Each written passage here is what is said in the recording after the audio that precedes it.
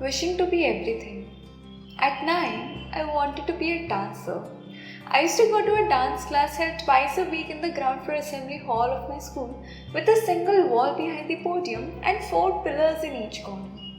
I don't remember much, not even the name of my dance teacher, but I do remember my mom buying me hide and seek biscuit packs for every class, and that once my dance teacher told my mom that your daughter is a really good dancer. For that 9-year-old me, that compliment meant the world. Dance was my escape from the doubts and self-consciousness where all that mattered was the music. I used to watch dance reality shows with a longing in my heart for a life I'd be living if only I had a bit of courage. With time and increasing study load, I had to leave my dance classes. It was like leaving behind the most alive part of myself. At 11, I wanted to be a teacher.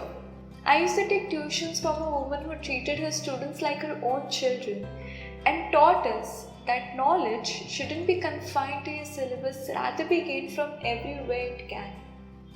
She received the love she gave, and I would wonder what it felt like to be the recipient of such amount of love and respect.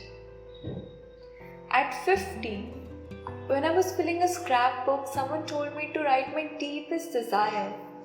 Who knows, it might come true. So I had written with the confidence I didn't feel that I wanted to be the best dancer in the world. At 16, I joined a swimming class. I sucked initially but then made it. I thought to myself that being a swimming instructor isn't that difficult. Basically, I was in the swimming pool looking at my swimming instructor, plotting to take away his job. At 17, I developed an admiration for entrepreneurs.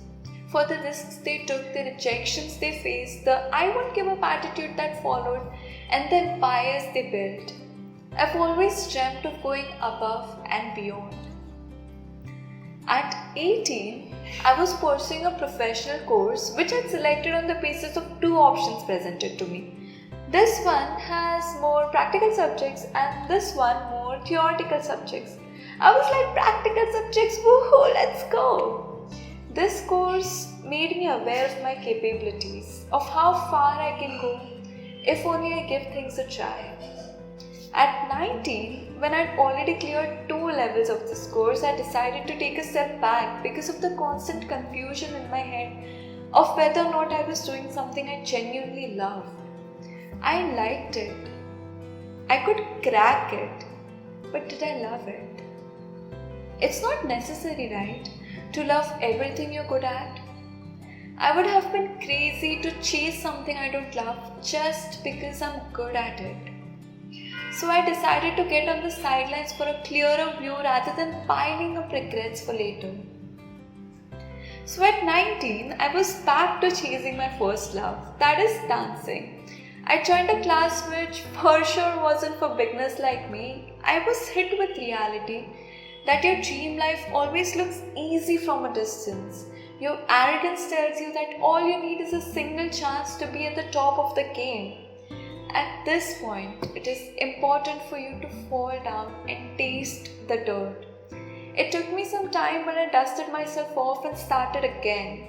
This time with baby steps, joining a class which taught me the basics of dance and rejuvenated the confidence I had at 9. Somewhere amidst this chaos, writing snuck up on me, being the calm I needed. I continued writing only because of the support and admiration from the people around me. Thank you. I think if left on my own, I would have given up on writing way sooner. At the same time, I joined National Service Scheme Committee of my college, which ingrained in me the quality of social service and taught me that to serve the society, all you need is willingness and love for the world. Resources, on the other hand, can be accumulated from anywhere. At 20, I was given a leadership position in a college committee, for which my answer was no till the last moment. I was scared to take the responsibility, like, what if I suck and the committee doesn't make the progress it should? Thankfully, I managed somehow. This 1 year drove out the fear that I cannot lead people. The journey was difficult and uncomfortable, but the one I needed the most. At 21, during lockdown, I came across spoken word and had a eureka moment that all the times I've been walking to and fro in my room talking to an imaginary audience was an indication of my love for performing. I also fell in love with songwriting and tried to write a few pieces. If there's any music composer listening, hello, I'm looking for you. I became fond of drawing and would doodle all day long. I shot my first YouTube video and edited it as badly as possible. In the following months though, I became fascinated with editing. In trying to do everything I came across, I realized that the path to self-discovery is agonizingly slow, but the most important path you'll ever walk on. So you see, with each passing day, I fall in love with something new. I want to dip my toes in every career field and get a taste of how it feels. I want to learn contemporary dance style and perform my poetry in front of an audience. I want to give back to the society and also work a corporate job just to know what the hype is all about. I want to write songs, travel the world, and do every stupid thing that comes my way. I want to fill my life with learning and experiences, and I want it all.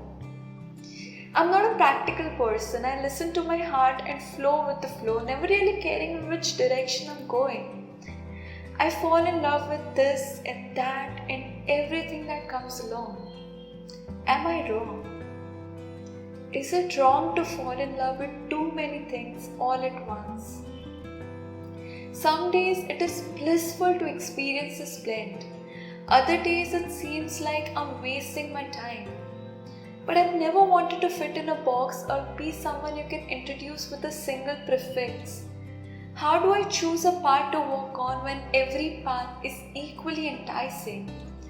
They say, find something and be the best at it. But how do I explain this to my heart, which doesn't care about being the best but only cares about experiencing everything it desires? Why do I need to give up on something to have something else? The world is infinite. Why can't I be true? Am I right? Am I wrong? I don't know yet. I believe there'll be an end to this confusion, not today, but someday. But what if there isn't? What if I'm forever stuck in this maze of this and that and everything that comes along? Is there a name to this quest of wishing to be everything?